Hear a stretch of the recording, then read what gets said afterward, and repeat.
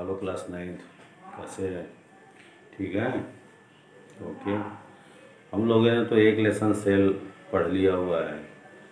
हम लोग तो ये तो जान गए हैं कि जो सेल जो होता है, तो वो जो सेल जो होता है तो वो कैसे एक शरीर का निर्माण करता है, इतना तो हम लोगों ने जान लिया।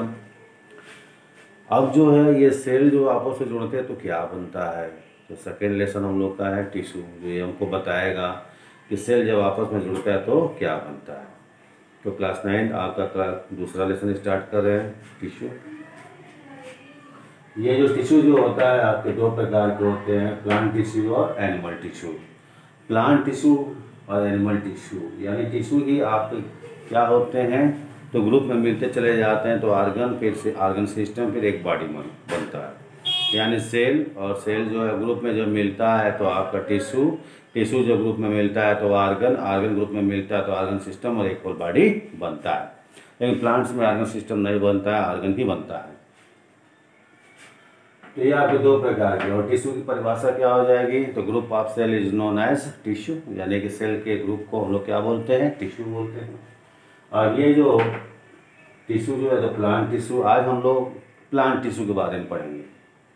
तो प्लांट टिश्यू जो है, जैसे हम लोग देखें, हम लोग जैसे चना खाते हैं तो चना को जो भिगोया जाता है तो कुछ समय बाद जो है अंकुरित हो जाता है, 2-3 दिन के बाद वो अंकुरित हो जाता है।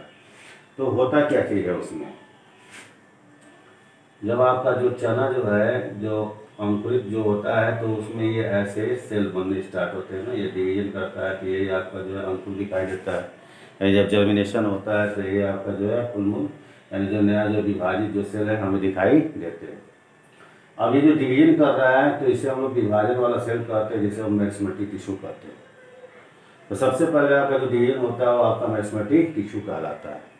अब ये मेरिस्टेमेटिक टिश्यू जो होते हैं आपके किसी भी प्लांट्स को बनाने के लिए 3 जगह पर ये डिवीजन करते हैं पूरे प्लांट्स में।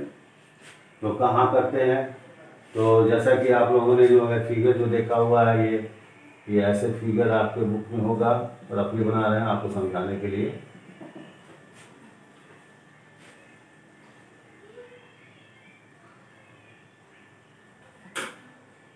ये ऐसे फिगर दिया होगा, ये दिखा रहा है क्या, तो ये आपका जो है ये अपेक्स पोजीशन है, एपिकल, यानी शीर्ष भाग पर जब विभाजन होता है तो सब लोग बोलते हैं एपिकल मेरिस्टेमेटिक टिश्यू।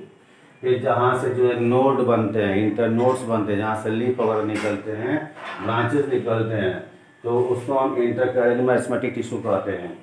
और जो आपका वेट में यानी मोटाई में जो फैलता चला जाता है तो आपका लेटरल मेरिस्टेमेटिक टिश्यू होता है। जो मोटाई में फैलता है तो एक्चुअल उसमें कैम्बियम बनता है, जो आपको आगे बताएंगे। इसे हम लोग प्राइमरी और इसे हम लोग सेकेंडरी मेरिस्टेमेटिक टिश्यू भी कहते हैं।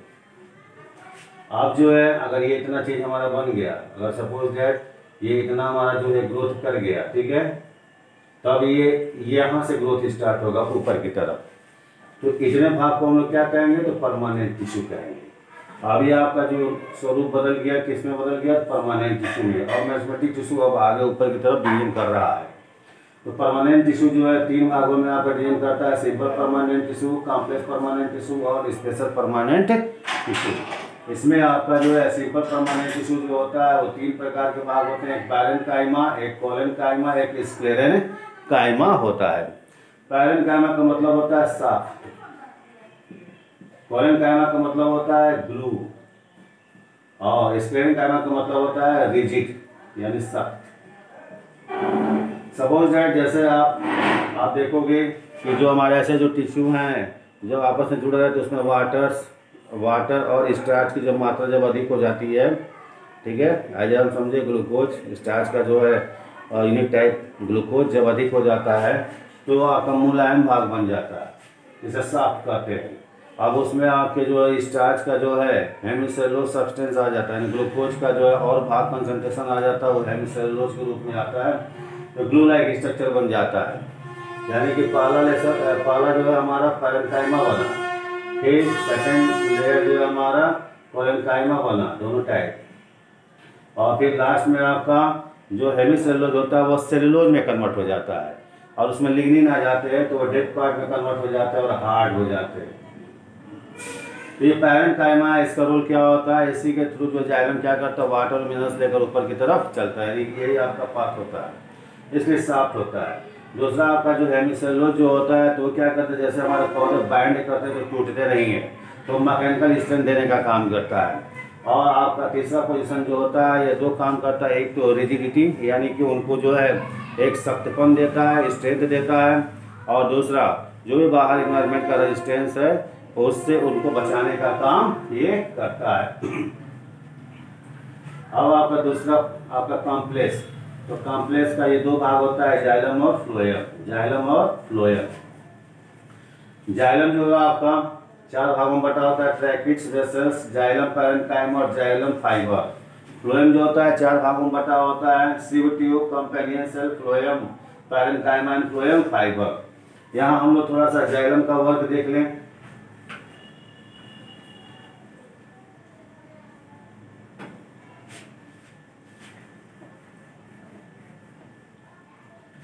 ये जाइलम जो है आपका ये ऐसे, यानी कि बड़ा भाग जो है ये ट्रैकिड्स, फिर इसका जो सपोर्टिंग भाग जो होता है वो आपका वेसल्स, फिर ये जो है सेल का बिहेव करते हैं parenchyma and parenchyma, tracheids, vessels, और बाहर जो है एक डेड सेल जो होता है, इनको क्या करता है, स्ट्रेंथ देता है, प्रोटेक्ट करता है, उसे बोलते हैं फाइबर। इसका रोल क्या होता है, तो इसका जो मेन रोल होता है वो आपका H2 और प्लस मिनरल, ठीक है, जमीन से लेकर रूट के माध्यम से लेकर ये क्या करते हैं, पौधे में डाउनवर्ड टू अपवर्ड मूव करने का काम करते हैं, नीचे से ऊपर ले जाने का काम करते हैं।